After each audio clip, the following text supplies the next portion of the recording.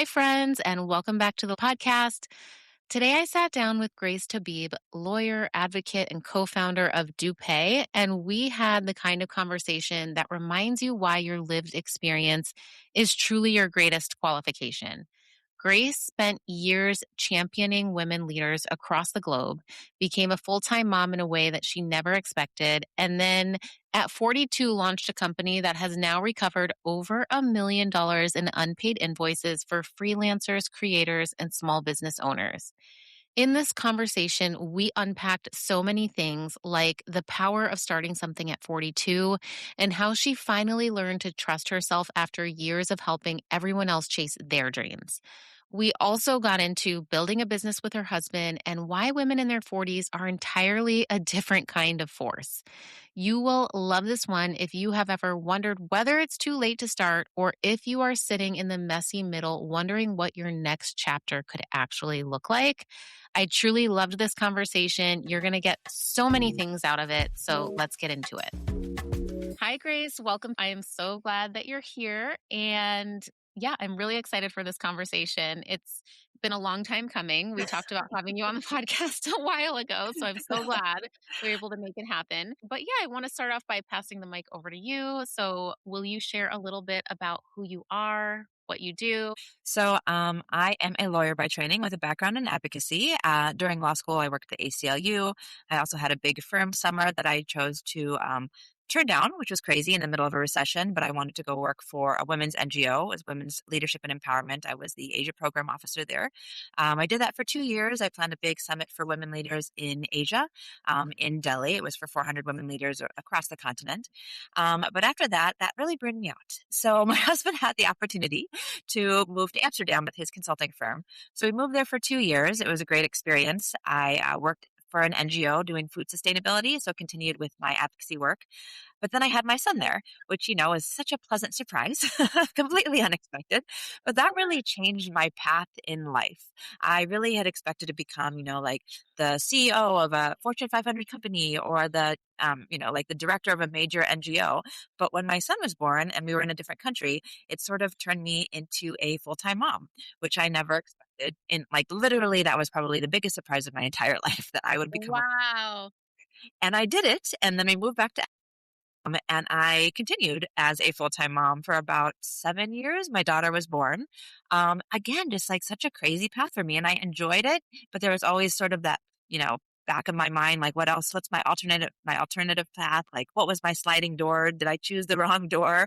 While still trying in the moment as much as possible, but really trying to see like what is my future here? Like I've done all this education, I've done all this training, and am I supposed to be a full-time mom? Which again was great. I went full into it, volunteered, PTA. I was on the neighborhood council of our local community because I always felt like I needed to be filling my time. After, I guess during COVID, actually, I was sitting with my son. He was in third grade trying to learn multiplication. And I was like, I cannot do this anymore. This is my breaking point. This needs to not be my life anymore. I literally was not capable of doing it anymore. My daughter was in private preschool, so she was out, but my son and I was like, okay, now mommy's going to go find something else. So I took the California bar. I'd already done it in New York. I passed and I started doing some asylum work. And I thought that was, where I could maybe potentially see another future. It just still wasn't jiving necessarily with, being a mom because I still essentially was a full-time mom at that point. So that's really what planted the seeds of it's time for me to become an entrepreneur. And I never really put myself in that position. That was never really the bucket for me. I'm definitely like a doer. If you give me an idea, I will go do it. Like I will do it the best of my ability. I 150%, but I never thought I would be the one coming up with the idea. Yeah, but I guess like sort of meshing my background in advocacy and then also just trying to see like what is the challenge that's happening in today's world. And that's where my company DuPay came up. So my husband's also a lawyer. His background was more strategy and consulting. Mine again was the advocacy side. He was working as a COO for a gaming company, and he was himself chasing all these unpaid invoices because like it would have been big too expensive to have a collections agency do it, and he is good at it. He's a lawyer. But we sort of talked about there being an alternative to, traditional litigation and then also collections agencies. So that we came up with our idea for DuPay and becoming an affordable subscription service for freelancers and small businesses who are dealing with unpaid invoices. And now it's ours. Yeah. So that's where I am now. Still Yeah. actually like feeling like a full-time mom because it's never really turned off, but really like finally being able to chase something that's just mine and like, come up with ideas and implement. So being both ends. Oh my gosh. Okay. I love this entire story. And it is so interesting that everything you do in life, like it stacks on, like it's like a compounding, like a stepping stone to the next thing, to the next thing. So even going back to like when you were younger and you thought, okay, this is the path that I'm going to do. I'm going to be a lawyer. I'm going to do this. I'm going to work for a big company. And then life throws curveballs.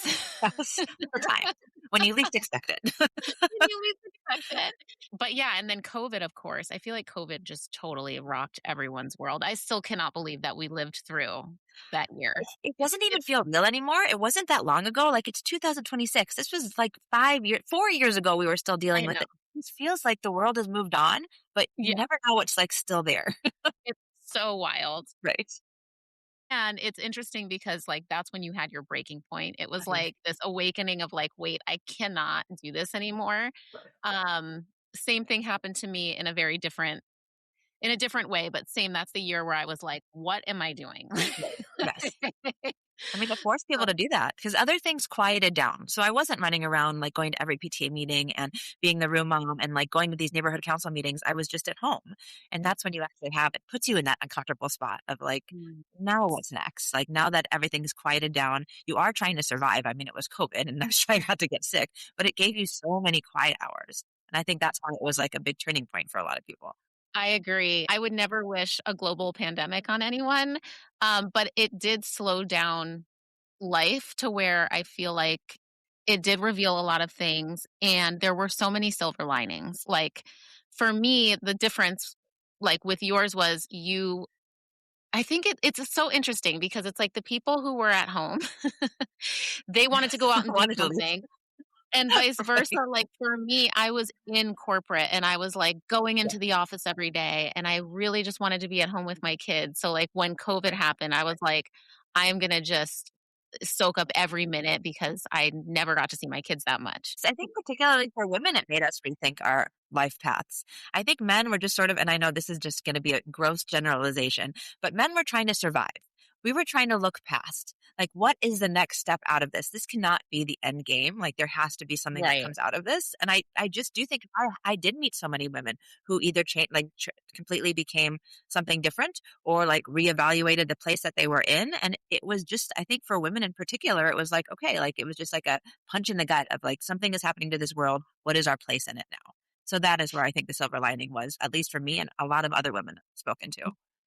I think you nailed it because you said something like, "It just gave us time to slow down and actually think." And if you think about just even Right. now, like, we were just saying it was 5 years ago, 4 years ago, it wasn't even that long ago, and now we're already back to our busy lifestyles.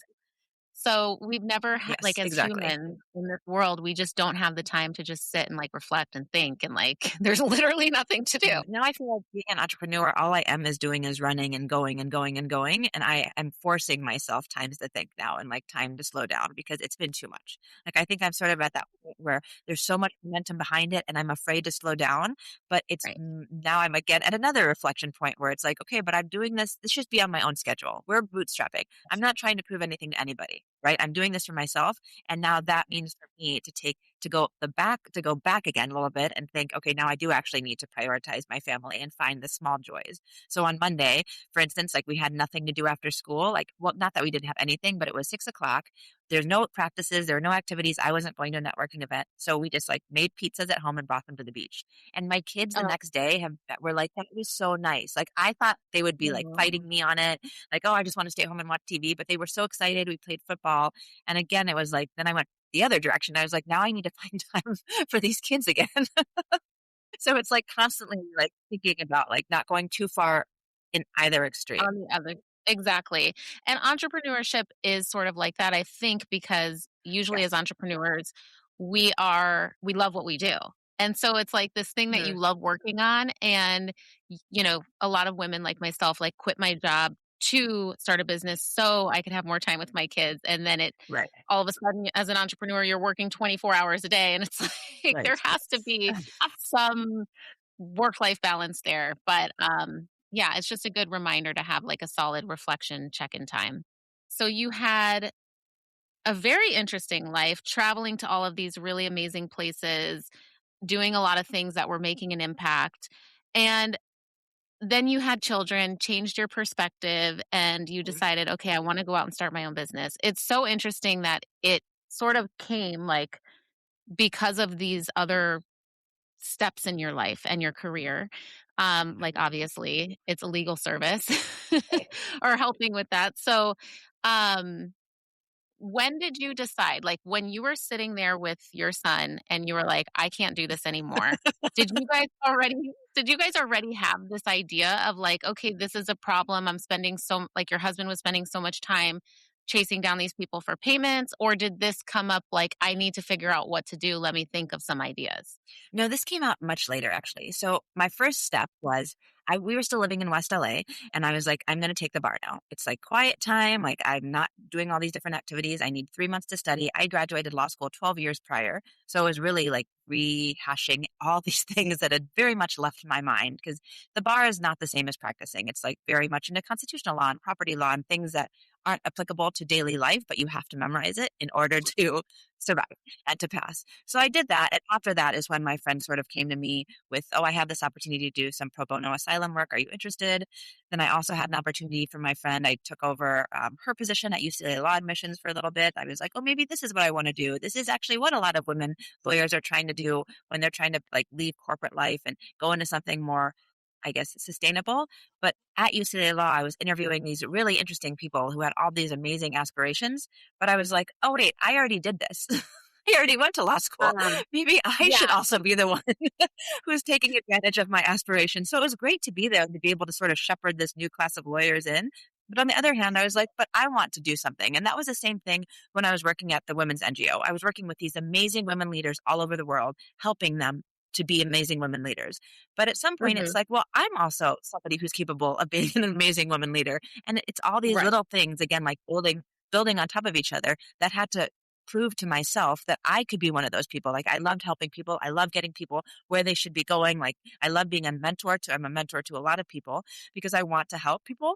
But then at some Mhm. point it's like, well, I should invest in myself a little bit. And I think it was again Mhm. doing that. I was also helping my friend start up. He has a mental health startup. I sort of recruited his first group of therapists in the LA area. Oh. Again, like I'm an implementer, I could do it. So there's all these little pieces had to give me the confidence. And also my husband being like, it's time for you to do this. And he'd been, so patient. He kept saying, you could do this and you could do that for, the whole entire time I was a full time mom. But it was having to have that trust in myself. I also spent way too much time on LinkedIn looking at like other friends and like what they were accomplishing and feeling like, well, that boat has sailed, like, the boat has sailed for me. There's Wow. no way I'm going to be a law firm partner at this point. There's no way I can be a law school professor. Or I can go be that director because I took myself out of the game for so long. So I had to figure out what is it that I can do with the education I have and this valuable experience I have had. Like being a volunteer, doing these community things means something. It's not just like, useless garbage. All these skills that I'd acquired needed to go towards something. And I think I just needed to prove to myself that I could be the one to take a chance for once instead of helping people achieve their dreams, which I still do, but I like to actually focus on myself just a little bit first. Okay, so you realize that you could actually do this for yourself. Like you have spent Right. years and years and years helping and supporting and lifting other women and people up in their careers. And so you were like, I think I want to do this for myself. Like, do you remember that actual moment, or was there like a moment in time when you were like, I need to do this for myself? I think it was more a series of little moments. Like I'm reading somebody at law school application and they're talking about wanting to like help people and work in advocacy.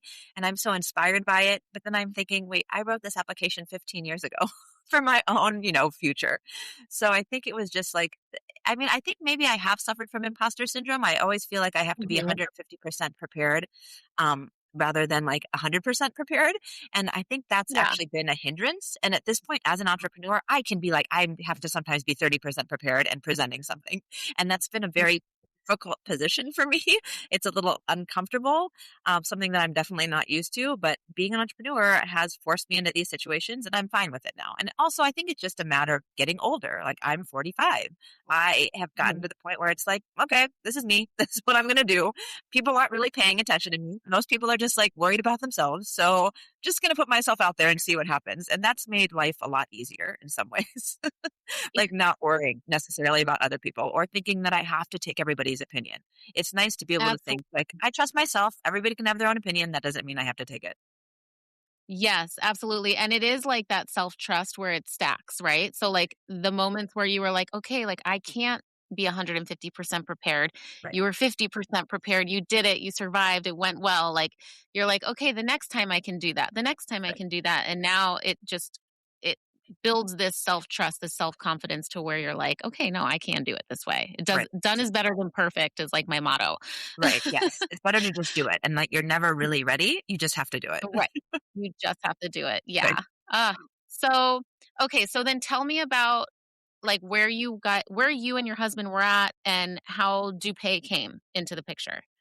Well, so I guess it was the convergence of two different ideas. So, like I said, my husband, this is after we had moved from West LA down to South Bay. Again, I was on the PTA, room mom, like going back into that same cycle because I wanted to make things comfortable for my children.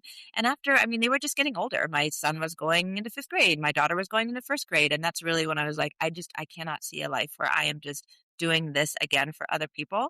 So it was me Mhm. like doing the research, like reading a lot of articles, like seeing that there was this problem of unpaid invoices in the freelancer economy. Like this is a huge Right. boom coming out of COVID, again, going back to COVID, while my Right. husband is working at this game studio chasing down unpaid invoices. It really just came about dinners over dinner, like or, talks when the kids have gone to sleep. Him also wanting to be a very supportive husband. We've been together for 23 years. We worked at our first job together after college. Then we went to law school together. We've grown up together, so he knows me better than anybody. I mean, my husband has been incredibly supportive, and he was like, "Okay, why don't we do this together? You are going to be the face, and you're going to bring us the partnerships, and you're going to be the one, like meeting people, the one out there, and I will be the one building the back end." And he did. So we've really like merged our two skill sets. He's, coming back from a background of strategy and operations. He built all of our tools and our dashboard. He's the one really, advocating for people's money. I'm the one going out there, meeting people, partnering, like going to the events and just getting our name out there. So it's really amazing that you both have these different skill sets and you're able to leverage them. How was that? Did that kind of happen naturally or was it sort of like, when you like at home, you have certain responsibilities that you just naturally take on? Is that sort of how it happened in the business as well? I mean, well, that's been actually interesting talking about the home stuff because I mean, previously I was doing everything for like the kids. It was like just assume that I'd be the one going to Costco and taking them to basketball and doing all the things. And I think this has actually made us reevaluate our relationship. Mhm. And it took me a while to not, I mean, I had to make changes before I got to the point of resentment because I, being very type A in all parts of life, wanted to take care of everything, but it was just not sustainable. And I had to give up control in order to be able to give myself to both DuPay and keep the family running. And he's been great about that. I mean, he's actually the one, first thing in the morning, I'll check our Instagram and be like, have you responded to blah, blah, blah? And he's like, we need to take a break. Let's have some breakfast. Let's like get our day started and then we'll get into it. So he's much better at dividing like work versus like still family time than I am because I just want to give 1,000% to everything. So in that respect, it's been really good because I like if I get upset with him about it, he knows that it's because I'm having an internal dialogue and he knows me long enough to not take things personally. Thank goodness. I should probably like calm down with that a little bit and not depend on that. But he's just been a really great partner. And I think we are able to do this together because we know each other so well and because we do know how like to let things roll off or just let the other person let off some steam. So I'll say like you should go to the gym or he'll say you should go for a run when we know that it's getting to be too much. And I think that's actually made our relationship stronger, which I didn't think was actually possible. We really have been together for so long. Like we started our jobs after college. We actually, by like some funny chance, had a mutual friend in common. So I went to school in Chicago. He went to school in Boston, but we had a friend who he had grown up with in Maryland. And during senior week, senior year, he said, I hadn't seen her for a couple of years. We'd taken French together freshman year. But she was like, "Oh, I think you're starting at the consulting firm in LA with my friend from college, or for my friend from high school." And I was like, "Oh, that's crazy. What a coincidence." And then lo and behold, this ends up being my future husband. Katie is always the one that's saying, "I brought you guys together." Because we really did just like such a random, I just feel like all these things happened that led us to where we are. And as much as I want to go back to that sliding doors analogy, like, was it this path or this path? Either door would have always led to this, I think. It would. And it doesn't matter, like, if I would have continued to not be a stay at home mom and, found another job, or if, like, I would have been a stay at home mom even longer. I just think that we are where we're supposed to be. And there's comfort in that because that means we're in the right place. And everything I've done up to this point, I can stop questioning because I definitely was questioning life choices as a full time mom. Again, not like resentful that I was doing it, but just wondering what could have happened. And now it's actually given me peace. Like, okay, all these things I did actually brought me to this point, and I'm happy in this point.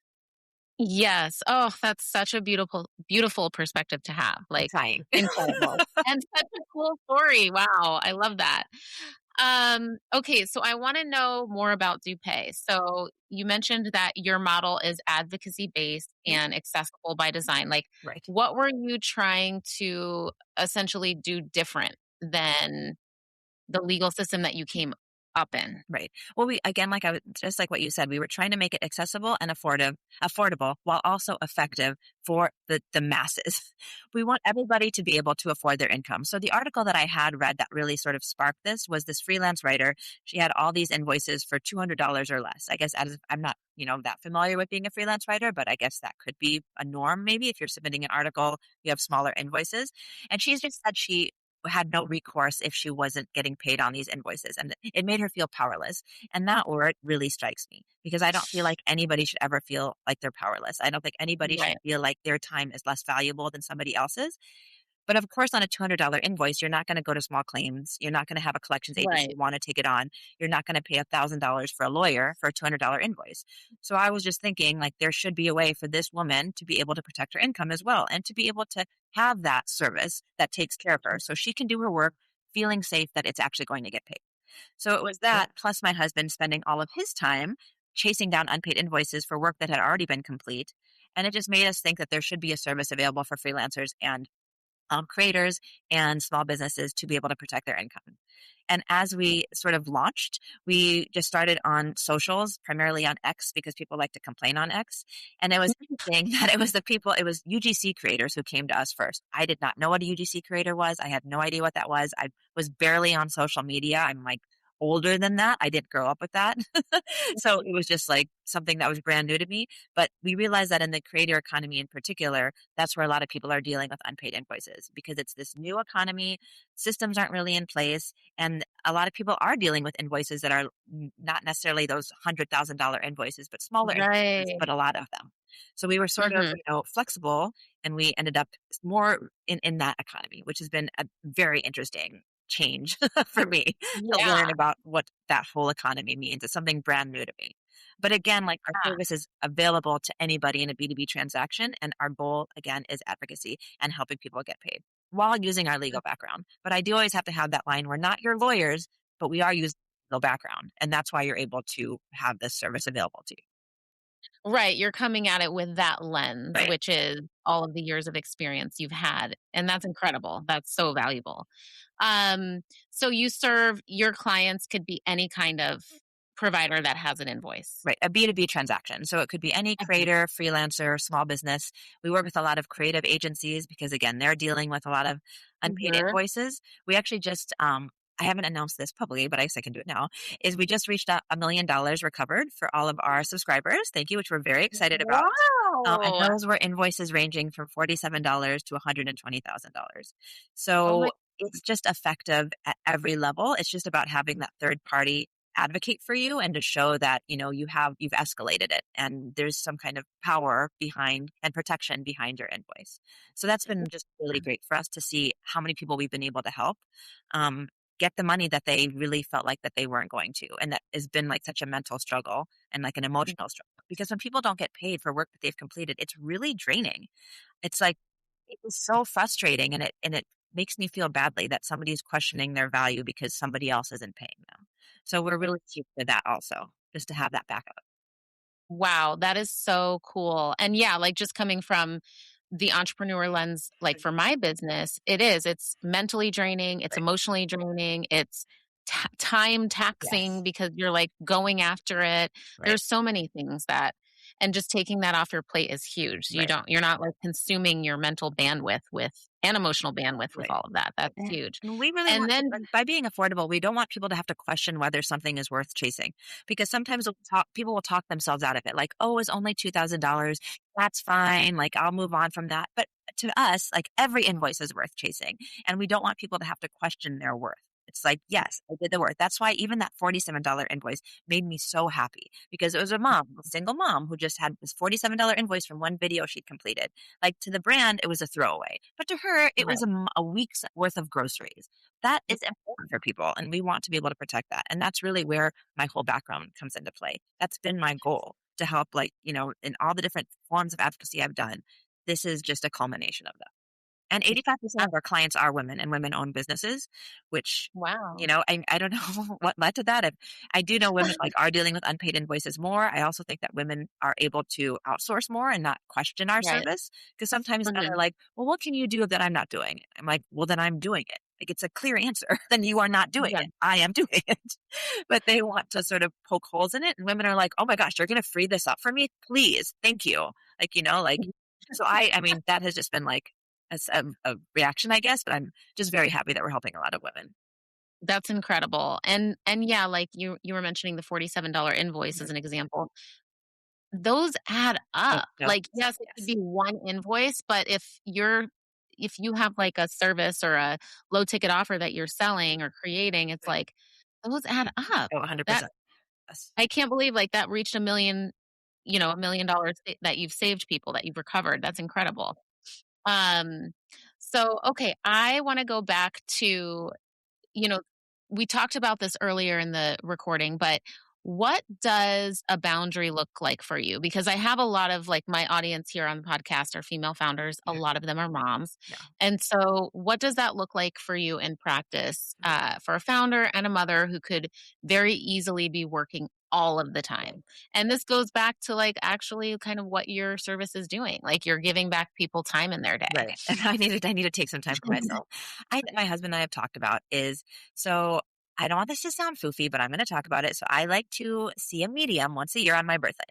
It's really important to me. I just like talking to her. I mean, it's been like 9 years that I've been doing this, and this year she said something interesting, and she just said, "I know that you're fully in it, but you need to find moments of joy."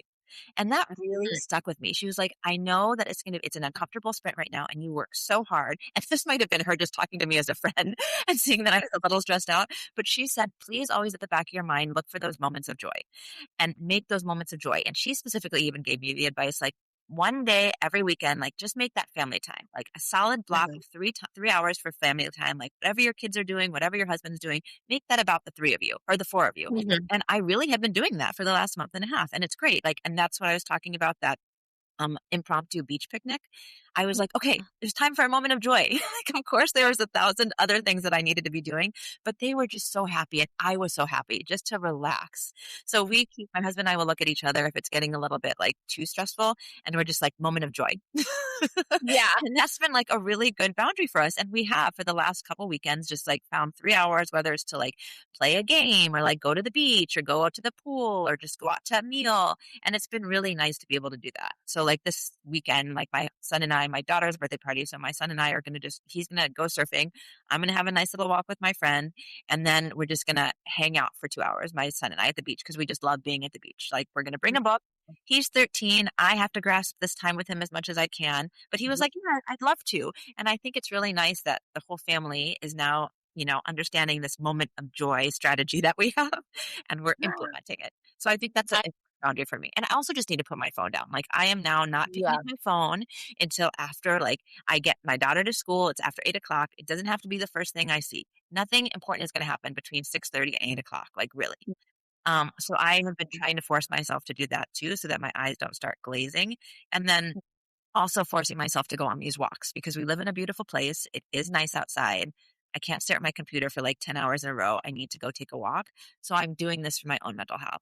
Yes. So, I mean, those are the boundaries that I'm trying to put in. But the moments of joy thing has just really been very like instrumental to, I think, Yeah. my health and mental well-being in the last couple of months. Yeah. No, that's huge. And it sort of goes back to what we were talking about, like the self trust and how that stacks. This is also like you're stacking evidence. So every time you do like a 3 hour block of family time, taking time away from your phone, from your computer, and then the business isn't burning down and everything's okay, it's like proving to yourself, like, no, I actually can step away and everything's going to be fine. But it's going to take that like repetition and like building in that habit essentially. Yeah. So I love that. So, if you could go back and sit next to the version of you who was stepping out of being a full-time stay-at-home mom, stepping out of like paid work and going into starting your own business, and what would you tell her about who she was becoming? I think that the most important thing, and I wish I had that then, and I'm trying to give it to myself now, is just trust yourself. Like, trust Wow. your experiences, trust what you know, trust like who you are, and let that guide you. Because I did question myself so much. I'd go into a room full of like, if it was a room of 100 founders, 98 of them would be men. And I allowed Oh, myself to be questioned and like to have people like poke holes in my idea and like, this is silly. Like, why are you going to do this? Or you should be charging this much, or like, you should be seeking funding, all these different things. And I let that sort of eat at me. And at some point, I turned it off. And again, as I get older, and I was like, but your idea has a lot of holes. I'm not wasting my time poking into those. So why am I allowing you to do that to me? And I learned how to just graciously exit a conversation. But me starting this journey felt like I needed to listen to every little bit of like input and information from everybody and get all this advice. And now I'm like, allowing my people to give me advice, but I don't have to take it all. And it's because I now trust myself to know that what I'm doing is right and that I am seeking the right path for us. And I don't need to yeah. listen to everybody's opinion because everybody has one. It's really about like the trust. Yeah. I think it's just like, I wish that me trusted herself more, but I'm happy where I am now. So every step along the way brought me to where I am now. So I always just have to be grateful for that. Like, I think that, I mean, I think some people have like always want to look back and like reevaluate every little bit of their journey and like, where could I have done this? Where could I have done this differently? And I do like to do that. That's my nature, but I'm learning to let that go and just live in the Mhm. present. And that's been a huge Yeah. lesson now. Like, you can't spend all your time living in the past. And that's sort of what we're doing for people with unpaid invoices. Don't don't live in the past, move to the future. But my Yeah. future is helping people with their past. But for me, it's my future. Right. Yeah. And no one knows the path for you and what's meant for you more than you do. So that's incredible. Great advice. So you said you want women to know that it's not too late to start something meaningful because you had a whole past career and many different paths and everything, and that this lived experience is not a detour. So, will you say that the way you would say it to a woman who is sitting in her car right now, listening on the edge of something, like this is the qualification? Yeah, I was 42 when I started this business. Like, 42, people would have counted that out. Like, okay, they would think that you're on your path. This is what it is. I guess you're a full-time mom forever. And at 22 is when I actually felt my strongest. Like, I was most confident in myself. I knew that this wasn't the end for me, that all these people are doing all these amazing things. Like, now it's time for me to do one of these amazing things. And I've seen these stats, and I don't know if TikTok is gearing it to me, but it said something about like most women start their first business at 41 or something like that. It's much later in life than you think it's going to be. And it's because we are using all these experiences that we've had. And I do think that women are more thoughtful, like are the more thoughtful gender. Mhm. Like I was saying, like how we used our COVID time. And again, like gross generalizations, but all the women that I know and that I surround myself with are very thoughtful and they are stepping into their power now. Perimenopause is trying to take us down, but we I are know. using that and making ourselves stronger. And I think it is fueling us. And I do think that it's because women in their 40s, I don't know if I can say a bad word, but we don't have time for bullshit anymore. Like, seriously, now it's like, what do I need to get from point A to point B? And what is the fastest way to do it and the most efficient and effective way? And I think that just empowers us to be entrepreneurs and to not take these like long, circuitous routes, which is what I essentially was doing until I turned 42. But now I'm like empowered to just get there faster. And it gives me this strength that I don't think I had before. So I don't think it's too late to start anything ever, but I do think that women in their 40s are a whole nother breed. we're dealing with hormones from our children, hormones from ourselves, but it's just like giving us strength and like a much stronger bullshit detector. And I think that that has been the best thing for me. So menopause might try to slow me down, but I am just using it to my advantage. And I think other women should also. Oh, that resonates so much with me because it's true. It's like I don't know if it's like a mental thing, like because I'm 41. Mhm. And when I turned 40, I remember being like, why is everyone making such a big deal about 40? Like I feel the same. Like, what is this? But I think it's a mental shift of like, oh shit, I'm 40. Like, Right. yeah, I don't have time to waste and taking the long route. Like, why would I do that when I Right. could take this fast route and like move on and now take action? Yeah. Yeah, I don't know if it's a mental shift. I mean, it's I don't good. We know. have to like live in it. And I think it's just like, okay, if I'm going to do it, I'm going to do it now. No more excuses. I don't have time for excuses anymore, like in any aspect of my life. I really don't. And that's really helped me cut things away that were taking up too much time. I've learned how to say no much Yeah. easier now because I don't have the bandwidth to say yes to everything anymore. And that in itself is very empowering because it makes me focus on the things that are the most important. Yeah, I agree. And I also think by the time like you get to your 40s, you know who you are. You know what you want. You've had all these other experiences that like you just know. So, I think those two go hand in hand. Amazing. I have loved this conversation so much. Minus the technical issues, but it made us have a little bit more fun. It just shows how flexible we are, right? We can go with it. Absolutely. But I always love to end the show with a couple rapid fire questions. So, they're a lot of fun. But are you a morning ritual or a night routine person? Morning ritual.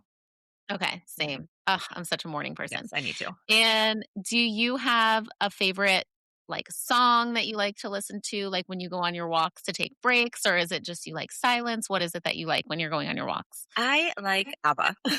So I've always loved ABBA. ABBA makes me happy. I've seen Mamma Mia the musical probably 1,000 times. It's almost like it's on in the back and it is my thinking time because my brain is not even really listening to it. It's so used to it. I've been listening to it since I was like a sophomore in high school. I was just always drawn to 70s music and I just loved ABBA. So I if I need a pickup, I'll put that on. But I also do this specific walk to the beach and back. It's 2.5 miles. And I walk like by mile like 2.25, all of a sudden everything clicks. And that's when I allow myself to get on my phone and I do like 10 in posts at a row. But it's something about ABBA just triggers that in me. that's so So it's just like general ABBA.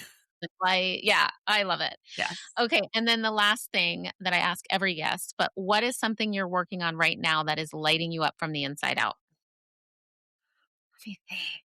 Well, I think it's that we're about to launch some new services and some new subscriptions, and it's really going to, and like hitting this million is really pushing me on like trying to go out on like a podcast tour, trying to do like try to really reach out to publications. And I think it's like this excitement over what's like on the other side of this 1 million because it's something that in my head I've been like really trying to get to. And now that it's Yeah. happened, it's like, okay, now I'm ready to go. And I think like the lighting up thing totally makes sense. Again, I was sort of like holding myself back again, but now I'm like really proud of this milestone. I want to tell everybody about it. So that's what I'm really excited about going into the like second half of this year. Yeah, shout that from the Yeah. rooftops. That is such an incredible milestone. That's so cool. When you said that to me, it literally like blew me away. I was like, "Oh my goodness, that's a lot of money." Like Yes, a that's a lot of money lot. back to people who deserved it. So that's what we're like super Yeah. excited about. But now I'm trying to figure out the best way to announce it. And I guess I just announced it, but like another way to announce it. That's so awesome. Well, congratulations. That's so huge. So, I want you to share where can people find you? Where do you hang out on social? So I am on all the socials, which I never was before, but primarily we're on Instagram and X and LinkedIn. It's at DuPay Me. So it's DuPayme, like DuPay Me. And that our website is dupayme.com. So again, DuPayme.com. So please reach out to us. Please follow along. I'm trying my best to make content, even though I am not a content creator by nature. I am doing it. So yes, would love a follow. Would love for you to check us out, and we'd love to help anybody who's dealing with an unpaid invoice or wants to use our other tools to protect their income. Amazing. And I'll put all of that in the show notes so everyone can just click on the link easily. But truly, thank you so much. I know that like just this whole interview and hearing your story is going to inspire and expand so many women. And I'm just also thrilled, like, that your business is so impactful in helping other people, other entrepreneurs get their money. So, yeah, it was such a pleasure to have you.